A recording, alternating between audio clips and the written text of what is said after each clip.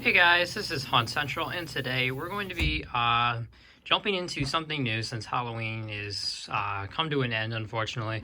Had a great season, I hope everybody else did, and thank you to all the hunters and all my Halloween friends and all the guests, customers, and donations to the haunted house, because we couldn't have done it without you guys, and it was a great season. So to that, I give you guys my thanks. But now that Halloween is over, I hope everybody also had a great Halloween and got some cool stuff at the 50% off sale at Spirit. Up here, you can see I bought a bunch of the crates that I'm keeping under the table here. Along with, I bought a lot of the ISE step pads as well, which are upstairs. And then as you can see, I went to Walmart and got 50% off all the candy, so I'm well stocked on candy for down here. But anyways, like I said, we're going to start something a little new today, and that is going to be, we're going to be starting a lot more model train videos, because I know that a lot of you enjoy, I have a lot of model train fans on here as well, and I know that a lot of you enjoy the model train videos, and since we're almost to 1,000 subscribers, I figured this would be a great time to start filming more videos on the layout here. So expect the off season of Halloween. I'll still have Halloween videos from time to time, but expect the off season of Halloween to be mostly model train layout videos and videos down here in the train room. But to start this video series, if you want to call it that, we're going to be doing a layout update. And if you haven't noticed, the layout actually has changed quite a bit. It is actually a whole entire new layout. We just finished putting the track down. Took a few days. But we just finished putting the track down not too long ago. Go around here and show. Sorry, turning the train radio off.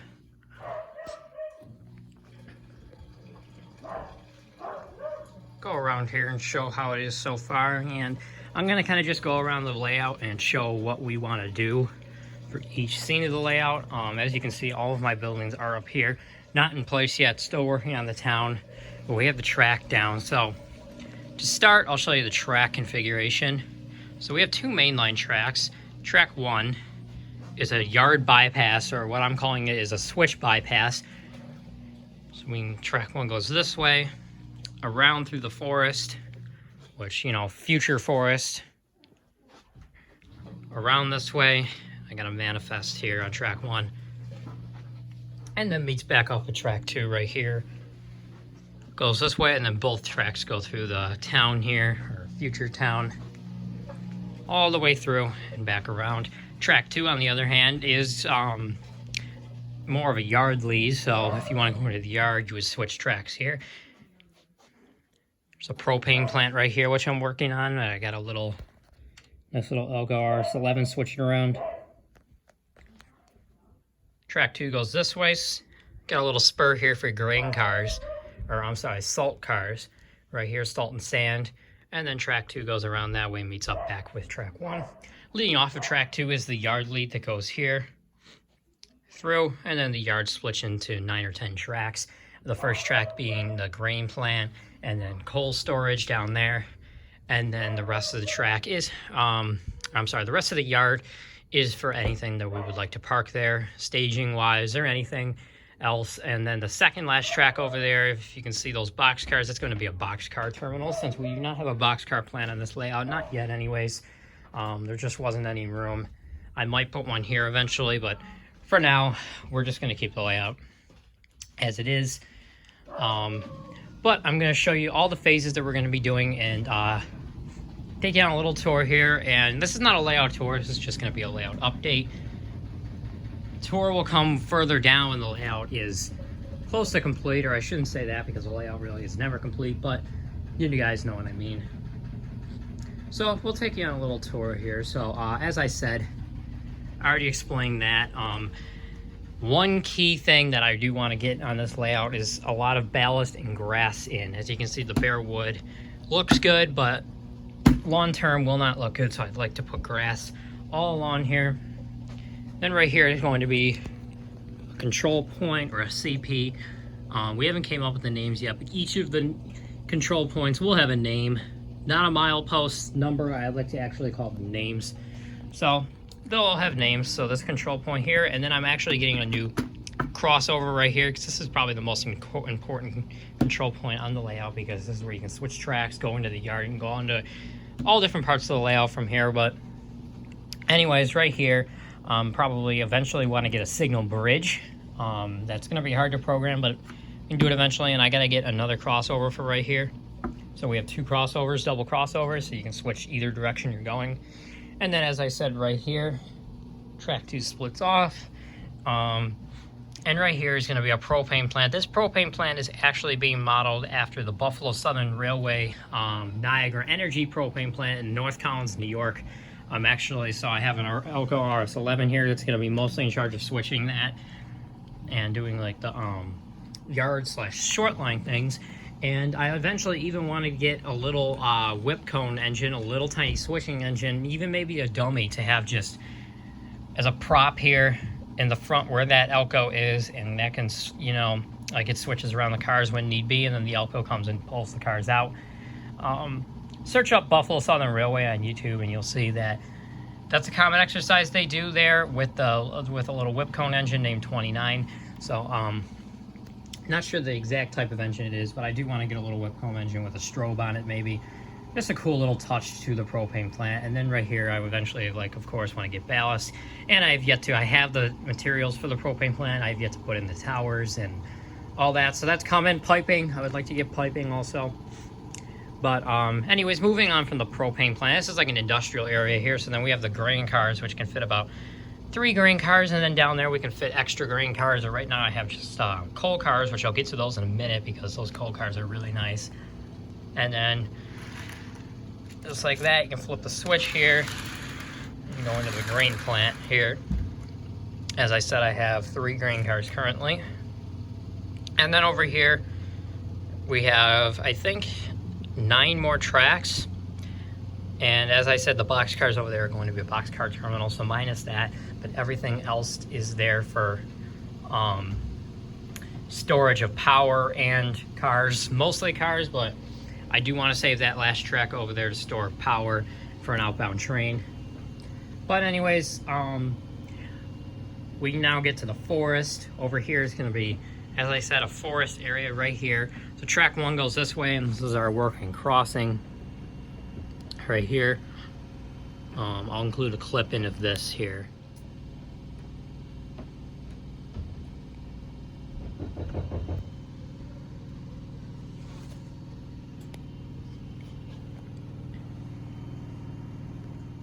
So yeah, that crossing is definitely a really neat touch to the layout. A lot of people love it. It was very hard to find a crossing like this with 2 sides that actually function. Can't remember where we found it, but they are NJ International. It's the brand they are, and they were like the only ones we could find anywhere, and we got them for $60, I think, which isn't that bad. And again, they're like one of the best things here on the layout. They're so special that we actually can't get any more. We can't find them anywhere. We tried to order replacements, and even for another spot on the layout, but we can't get any more. So therefore, I have this little plastic thing here. So if somebody were, you know, to lean on here or catch their arm here, they would catch it on this instead of the crossing, because those crossings would be gone. So moving on, like I said, this is like a work in progress here. The forest right here, we're going to make a little pond with like a kayaking thing, you know, a kayaking dock and a cool pond with like a state park right here. And then even have the pond go underneath the bridge here. And then it'll meet up with the trees right here and then right there. And going this way is going to be, this is the same road as down there. I love this road if you just look down it with the grain plant there. Or I'm sorry, the salt plant. That was a grain plant in the old layout. So getting kind of confused here. But anyways, yeah, this goes down here. We'll have like tour buses on this and stuff for the kayaking. Like school buses, and then right here is going to be a private crossing right here, or you know, just not a private crossing but a crossbuck, since this is almost the end of the road here.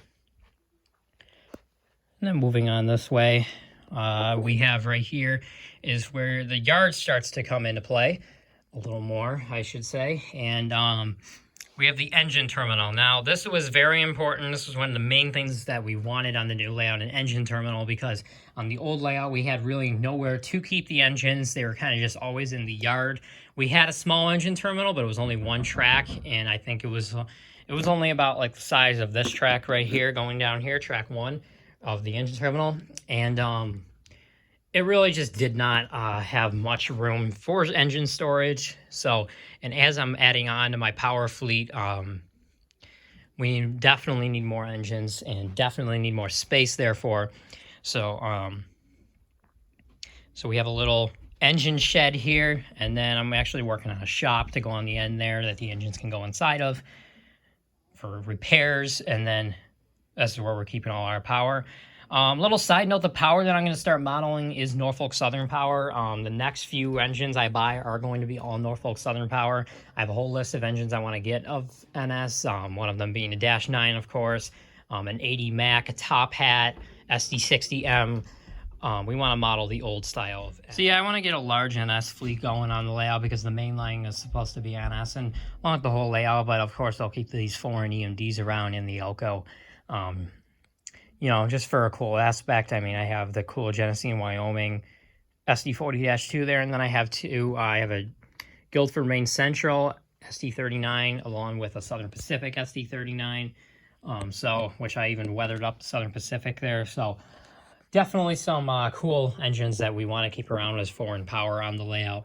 But then the engine shop goes back into track 2 right here. So in order to access the engine shop, again, what I said is you have to come in on track 2, then reverse into the engine shop here.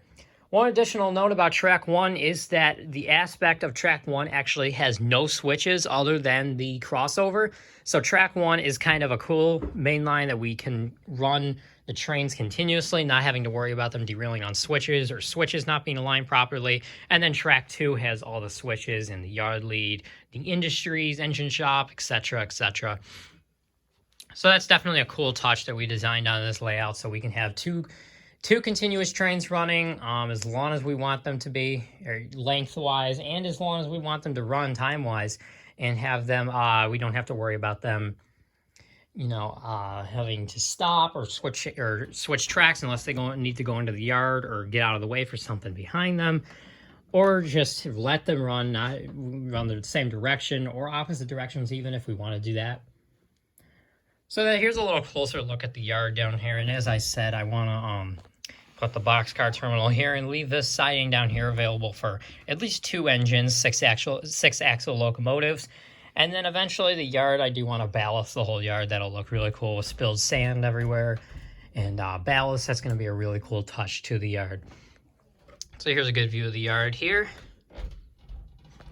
And then this is a good place to stop trains on track 1.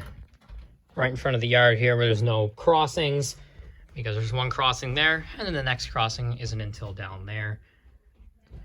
So then as I said, the tracks come down here, and then we're getting into the town here. This is going to be just a regular crossing with just lights, regular lights. I'm not sure what I'm doing for that yet. Not sure what I'm doing for that yet, what I'm going to buy for that, but that's just going to be a cool little grade crossing right next to the station / depot here. And then we go this way, and track 2 has the station here for passenger trains, and I eventually want to get Amtrak trains running. And we do know that the name of this town, what the name of this town is going to be, is Pikesville, because you can see down here, if it would focus, there we go, Pikesville Junction is the name of the station. So therefore, I don't really want to rename the station because I actually like the sounds of that. So the town is going to be named Pikesville, and the station is Pikesville Junction. And then, as you can see, I have the road in there, but have yet to add the lines. I do that with pastels, so I can make the lines faded like I want to, and I can even create little potholes in the road. But to start, realistically, we're going to have the road look brand new, and then slowly over the months / years, we will add potholes and and the fading lines from the sun to make the road look really realistic and add more grayness to the road and weathering to the road, so to speak. But all buildings are going to go here. Trackside, I do want to get a few cool buildings, such as a, I'm looking to get a KFC and some modern buildings, KFC, maybe even a Tim Hortons if I can find that, and a McDonald's.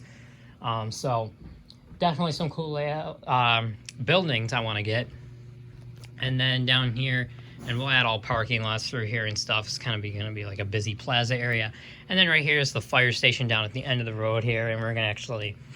Fire stations I've always loved having on the layout, so we have the building there. I'm going to add a parking lot there, and then we're going to have fire trucks parked outside of it. And then right here is going to be a really neat crossing scene that we're going to make. I'm actually going to get operating overhead lights, and I'd like to get operating overhead lights and maybe eventually even operating gates.